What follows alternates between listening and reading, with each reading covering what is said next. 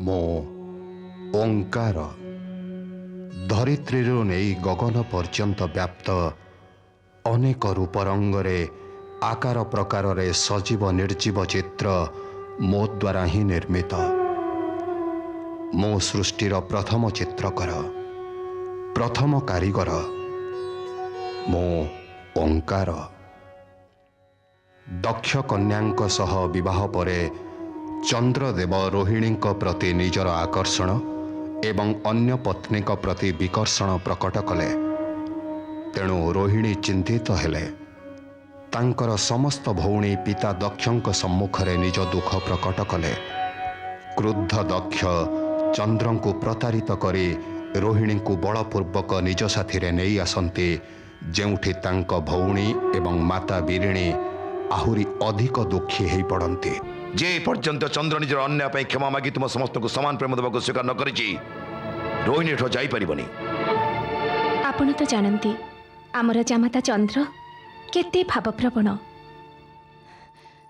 टिके भावंतु तो आपण तांक सहित जहा कले एथिरे तांक हृदय को केते बड़ आघात लागिथिबो। मो उपरे एक कथार कोनसी प्रभाव पड़िबनी महारानी। जड़े अन्याय को तो अन्यायर दंड मिलिबा आवश्यक। किंतु महाराज एथिपई जदि आमे शिवंक ठारो सहायता न महारानी ए सब मो बहुत सुनी सारिछि, किंतु मोर निष्पत्ति अटल जे मो शिवं को कोनसी सहायता मागिबा को जीविनी। तेबे आपण निज पिता ब्रह्मांग पाखक जाई विनती करंतु जे से स्वयं शिवंग निकट को जाई निजर पौत्री को दुर्भाग्यर छायारु बंचांतु। ए कन्यांकर पितामह हेथिबा जुगु तांकर भी तो किछिटा कर्तव्य अछि।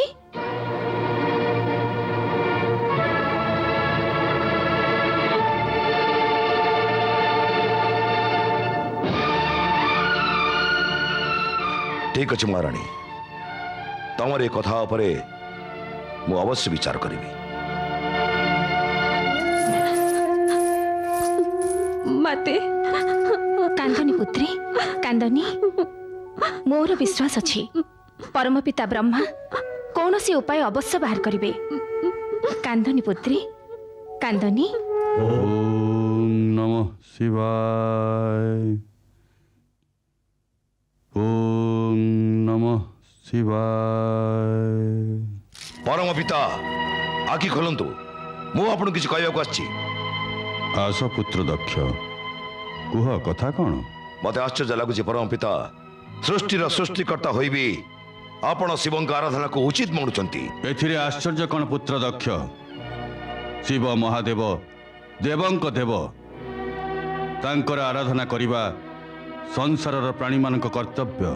ए उपदेश आपण मते नुहे अन्य काकु दियंतु परम पिता। मो आपणक शिवंक स्वरूप सह भल भाव परिचित। मु ए विवाद रे आदौ इच्छुक नुह। कुह तुमर आसीबार अभिप्राय कौन? मो देखि पारुछि परम पिता, शिवंक सह संबंधित प्रत्येक व्यक्ति मो पई बाधा उत्पन्न करुछि, मो शांति भंग करुछि। मु बुझी पारलेनी तमे कहा कथा कहूच? मो जामता अत्रि अनुसयंक पुत्र चंद्रंकर, जे शिवंकर अति प्रिय। चंद्र कौन कले? चंद्र मो कन्या सहित छलना करिसेंती परम पिता, तांकु दुख देइसेंती। ए कथा मते भलो भावे जणा अछि। निजर नक्षत्र कन्या मानकु चंद्र सहित विवाह करिबा पूर्वरु तुमे तो मोठारु परामर्श नै नथिला। मु जानिथिली जे चंद्र रोहिणी व्यतीत आउ काहाकु भल पांतिनी। या ही विधिर विधान।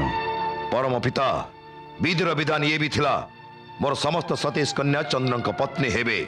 ता अनुसार मोर समस्त कन्या चंद्र को अर्पण कले। जा होई गला ताकु परिवर्तन करी हेबनी।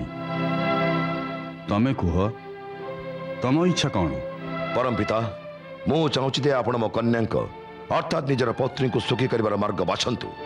निजर आराध्य शिवं को कई चंद्र को बुझांतु, से निजर समस्त पत्नी को समान भाव प्रेम करंतु। ये मोर अधीनस्थ नुह दक्ष। काहार मनोभाव को बलपूर्वक परिवर्तन करिबा ना मोर पसंद ना भगवान शिवंकर। यह ही उचित हेबो जे तुमे निजर समस्त कन्या को चंद्र को निकट को प्रेरण कर। चंद्र को निजर कर्तव्यर आभास हेले सबू किछि समाधान हो जिवो। मु दक्ष प्रजापति परम पिता थरटी जो कन्या शौचालय फेरी आछंती ତାଙ୍କ ଇଚ୍ଛା ପୂରଣ କରି ପଠାଇବା ଆଉ ଚନ୍ଦ୍ରଙ୍କୁ ଦୟାରେ ଭିକ ମାଗିବା ମୁଁ କଦାପି ସ୍ୱୀକାର କରିବିନି। ଚନ୍ଦ୍ର ମୋ ଆଦେଶ ଆଗେ ନତମସ୍ତକ ହବ, ନତମସ୍ତକ ହବ। ବୃଥା ଚିନ୍ତା କରି ତୁମେ ଅନର୍ଥକୁ ନିମନ୍ତ୍ରଣ କରୁଛ ଦକ୍ଷ। ମୁଁ ତୁମକୁ ସାବଧାନ କରିଦେଉଛି, ତୁମେ ବଳପୂର୍ବକ ଚନ୍ଦ୍ରଙ୍କ ଉପରେ ନିଜ ଅଧିକାର ସାବ୍ୟସ୍ତ କରିବାକୁ ଚେଷ୍ଟା ବି କରନି। ଭଗବାନ ଶିବ ତୁମର ମଙ୍ଗଳ କରନ୍ତୁ। ଓମ୍ ନମଃ ଶିବାୟ।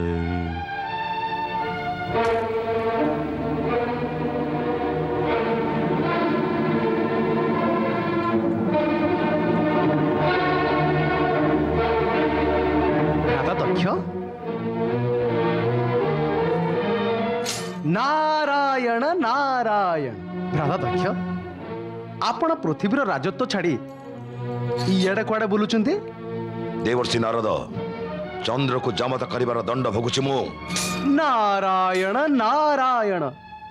ଅର୍ଥାତ୍ ଚନ୍ଦ୍ରଦେବ ଆପଣଙ୍କୁ କଷ୍ଟ ଦେଇଛନ୍ତି, କିନ୍ତୁ ଚନ୍ଦ୍ରଦେବ ତ ବିଚରା ସୁନ୍ଦର, ଶୀତଳ ଆଉ ପ୍ରେମରେ ପରିପୂର୍ଣ୍ଣ।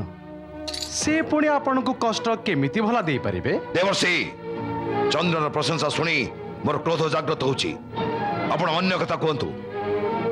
ଭ୍ରାତା, ଯାହା ଆପଣଙ୍କ ଇଚ୍ଛା, କିନ୍ତୁ ଆପଣଙ୍କର ସମସ୍ୟା କ'ଣ? ଦେବର୍ଷି, ଇଏ ତ ଅସମ୍ଭବ ଯେ ଆପଣ ମୋ ସମସ୍ୟା ବିଷୟରେ ଜାଣିନଥିବେ। ଚନ୍ଦ୍ର ରୋହିଣୀକୁ ପାଇ ମୋର 26 ପୁତ୍ରୀଙ୍କୁ ଉପେକ୍ଷିତ କରିଦେଇଛି, ଆଉ ଏ କଥା ସାରା ସଂସାର ଜାଣିସାରିଛି। ଆଉ ଆପଣ ତ ପ୍ରତିଟି ଘରର କଥା ଜାଣିଥାନ୍ତି। ନାରାୟଣ ନାରାୟଣ। ମୁଁ ଆପଣଙ୍କୁ ଅସତ୍ୟ କହିବିନି ଭ୍ରାତା ଦକ୍ଷ। ମୁଁ ସବୁ କିଛି ତ ଜାଣେ, କିନ୍ତୁ ଆପଣଙ୍କ ବ୍ୟବହାରରେ ମୁଁ ପ୍ରସନ୍ନ ନୁହେଁ। ନିଜ ପୁତ୍ରୀର ପତି ସହିତ କ'ଣ କେହି ଏମିତି ରୁକ୍ଷ ବ୍ୟବହାର କରିଥାଏ? ତାଙ୍କୁ ତ ସ୍ନେହରେ ବୁଝେଇବା ଉଚିତ। ଅର୍ଥାତ୍ ଆପଣ ବି ତା ପକ୍ଷ ନେଉଛନ୍ତି ଦେବର୍ଷି। ତେବେ ଏ କଥା ଜାଣି ରଖନ୍ତୁ, ଯଦି ଚନ୍ଦ୍ର ଚୁପଚାପ ନିଜ ପତ୍ନୀମାନଙ୍କୁ ନିଜ ସାଥିରେ ନେଇ କ୍ଷମା ମାଗି ନିଏ, ତେବେ ମୁଁ ବି ତାକୁ କ୍ଷମା କରିଦେବି। ଅନ୍ୟଥା ପରିଣାମ ଭୟଙ୍କର ହବ। ଯାଇ କହିଦିଅନ୍ତୁ ଚନ୍ଦ୍ରକୁ। ନାରାୟଣ ନାରାୟଣ। ଧନ୍ୟ ତୁମେ ଭୋଳାନାଥ, ଧନ୍ୟ ତମେ। ଚନ୍ଦ୍ର ଆଉ ଦକ୍ଷ ପ୍ରଜାପତିଙ୍କ ବୁଦ୍ଧି ବିପରୀତ କରିବାରେ ଜଗତ କଲ୍ୟାଣର ମାର୍ଗ ଅବଶ୍ୟ ନିହିତ ଥିବ। ଆପଣଙ୍କ ଲୀଳା ଆପଣ ଜାଣନ୍ତି। ଓମ୍ ନମଃ ଶିବାୟ।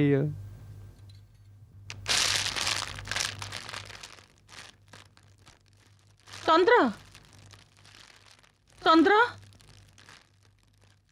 ପୁତ୍ର ଚନ୍ଦ୍ର, ଚନ୍ଦ୍ର, ପୁତ୍ର ଚନ୍ଦ୍ର,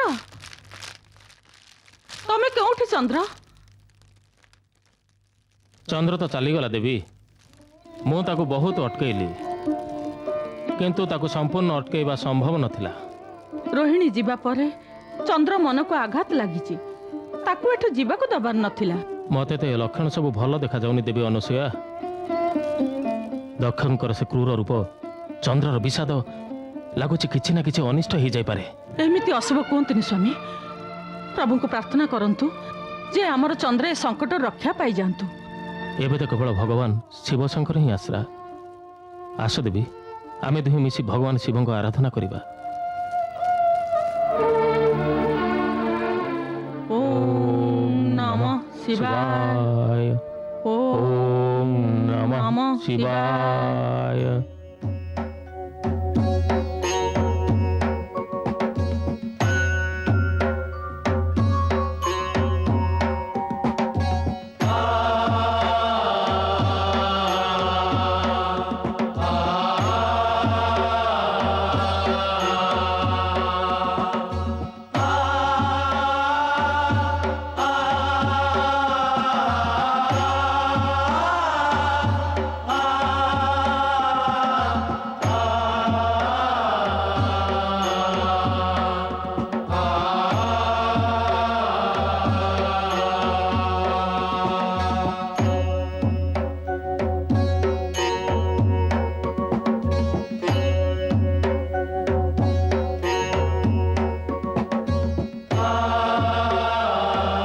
स्वामी, स्वामी, एबे आखि खोली दियंतु स्वामी। नारायण नारायण।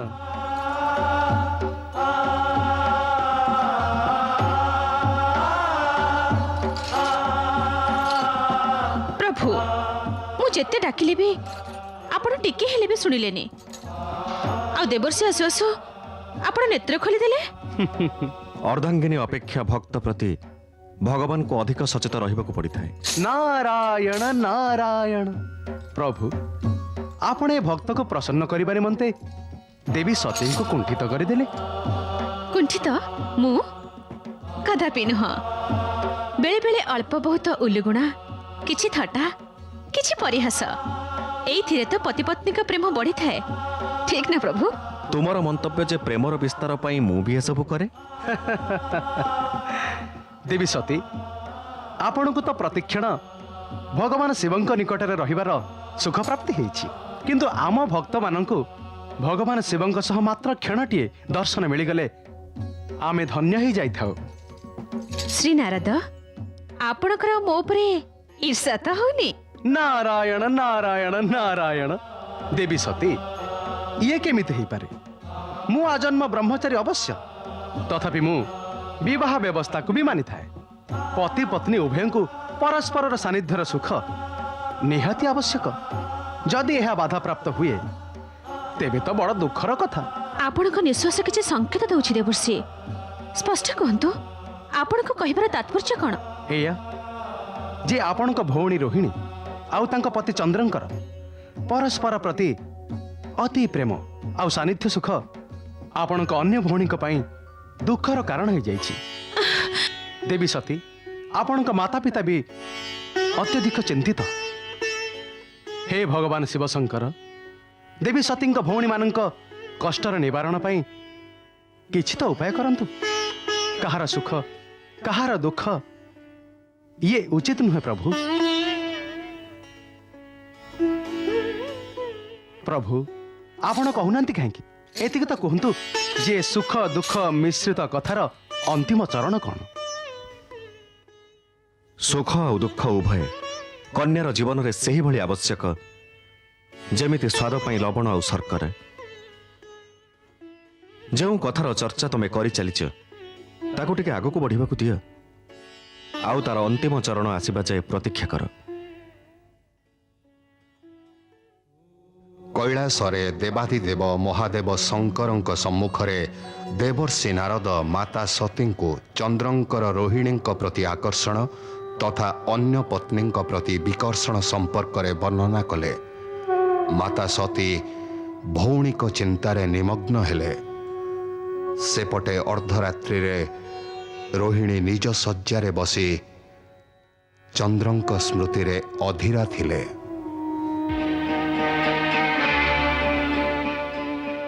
मोर कौन है प्रभु? मो जीवन कौन उद्देश्य नहीं गला?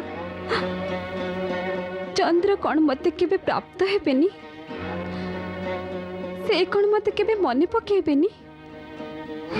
मो निजे भी जानिनी जे ए को विपदर मु आसी पड़ीची।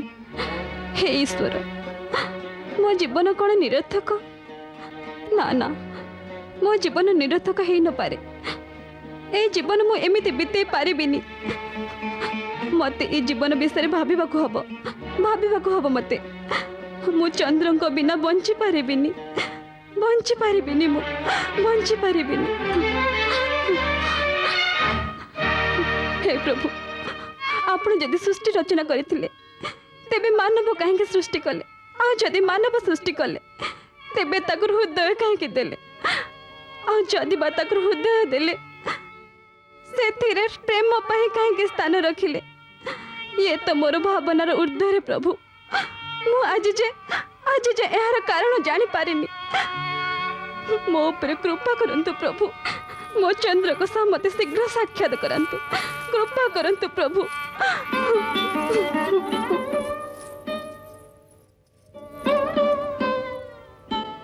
रोहिणी, जो पति को प्राप्त करने निमंते आमे एते पूजा अर्चना कलु, से जेतेबेले आमको छाड़ीदेले आम हृदय विदीर्ण हो गला। एक कथा भी सत्य जे तीरविध पक्षी सदृश छटपट हो आमे जेतेबेले पिता को कहलु जे चंद्र रोहिणी कारणरू आमको उपेक्षा करुछंती, आमको ठीक लग नथिला। आमे तो विरह विचलित थिलु। तो सुख भी पिता क्रोध छिन्न कला। जहाँ किसी भी हेला भौणी आसुनी ठीक ही है। जदि आम भौणी मैंने पिला दिन सुखरे भागी होचे तेबे दुखरे भी आम समान भागरे रहबा उचित। मु सत्य कहूँ भौणी, स्वामी पाखे थाई भी सुधा मु प्रति क्षण एक कथा भावुली जे तुम सहित घोर अन्याय होची। अश्विनी आमे तो भौणी परे ता पूर्वर आमे सब नारी। और नारी जदि नारीर पीड़ा न बुझे तेबे किए से बुझिबो। पारुछ तो मते विश्वास कर आ मते निजटो अलग भाबनी। थाउ रोहिणी, आउ एमिति निज मन को अधिक दुखित करनी। सेया हब जहाँ भगवान को स्वीकार। एबे तू विश्राम कर। हाँ रोहिणी, आस आस जीवा।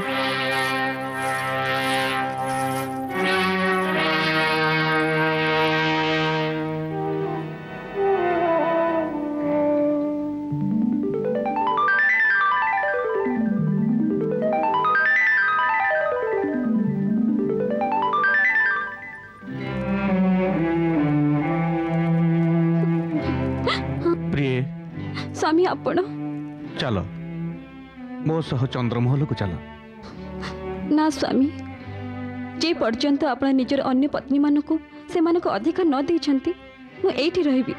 मु तुमको प्रेम करुछि प्रिय, केवल तुमको। आउ तुम व्यतीत ये चंद्र अन्य काहा को भल पाई पारिबो नाही। ताहले आपण मते भी भूली जांतु स्वामी। मते आपण को विरहर अग्निर जलिबा स्वीकार, किंतु निज भौणी मानक सुख सौभाग्य छिन्न करबा भली नीच नारीर कणक नहीं मु बंचिबा को चाहूनी।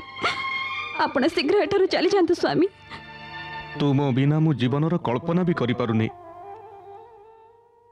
चंद्र जे अन्य को शीतलता प्रदान करि थाए आज निजे तुम विरहर अग्नि रे दग्ध हेउछि। आज मु तुमको एठारु नै जीवी रोहिणी। ना स्वामी ना, रोहिणी ना चलो स्वामी। रोहिणी। एमिति करंतुनी, अनर्थ हे जीव। आपण मो पिताश्री क्रोध से अवगत नुहंती। जदि से आपण को एठारे देखि दियंती के जने कोन हे जीव। मते छाड़ी दियंतु स्वामी, छाड़ी दियंतु। चंद्र तोर एते आस्पर्धा निश्चो पापी छाड़ी दे मो पुत्री को। ये मोर पत्नी। एबे आपनकर या ऊपर किछि भी अधिकार नाही। तमर और भी पत्नी अछंती, जदि नै जबा से समत नै जाओ। विवाह केवल मात्र शारीरिक संबंध रे नुहे, मन और आत्मार मिलन रे हेई थाए।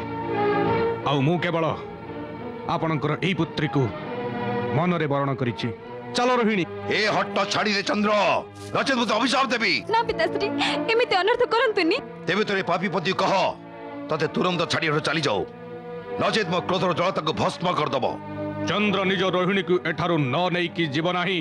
जदि ये तो निष्पत्ति तेबे सुन, तू निजर जो पुरुषत्व एवं सुदर्शन व्यक्तित्व ने गर्व करुचु ताकू गोटे क्षय रोग नष्ट कर दबो, नष्ट कर दबो। ये मोर अभिशाप। स्वामी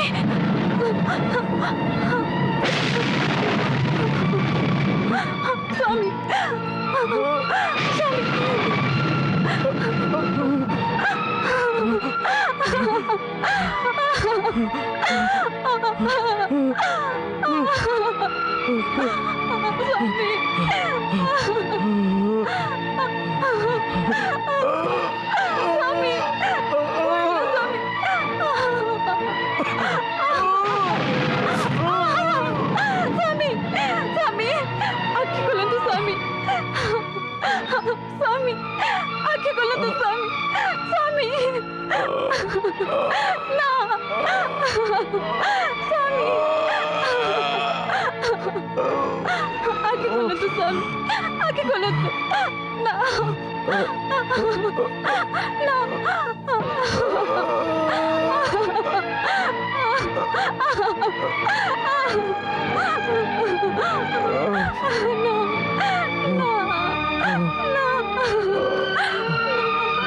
आगे खोलो तो स्वामी।